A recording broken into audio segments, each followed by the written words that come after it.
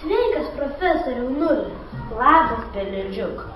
Siūlau paskaityti knygą apie Lietuvos valdovus, kurie statė katedrą. Gal geriau keliaukime laiku? Kaip tai padaryti? Juk pasaulyje nėra nieko panašaus į laiko mašiną. Gal mums padės stebuklų plytelė? Pabandykim, gal pavyks.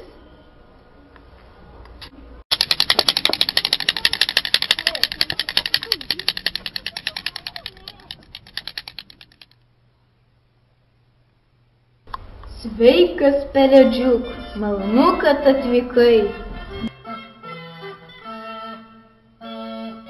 Mes atvykom čia sužinoti apie katedrą. Mano pusbrolio Jogailos katedra sudegė, kaip ir pirmoji Mindaugo katedra. Aš turėsiu atstatyti ją. Ji bus didesnė ir tvirtesnė. Profesorius įneša karūną. Jį iškrenta iš rankų ir sudūžta. Nieko tokio. Niekada karalium nebuvau ir nebūsiu.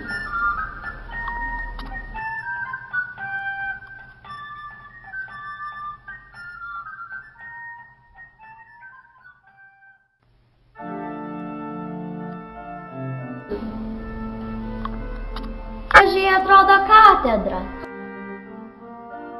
Taip, tikrai gražiai. O kas ją pastatė? Jaunas architektas, Laurynas Gucevičius. Jam buvo tik 30 metų, o katedra stovi iki šiol. Pelėdžiuk, šis pokytis prasidėjo 1931 metų balandžio 26 dieną. Sveikas, pelėdžiuk.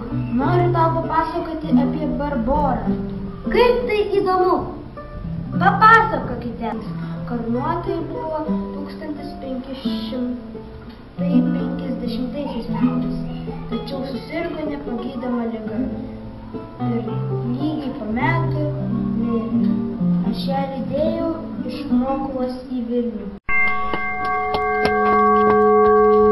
Ar patiko kelionė po viduramžius? Labai. Galėsiu pratęsti Lietuvos istorijos knygą. Nors ir kiek apkeliavome, tau iš galvos knygos vis vien neišėjo.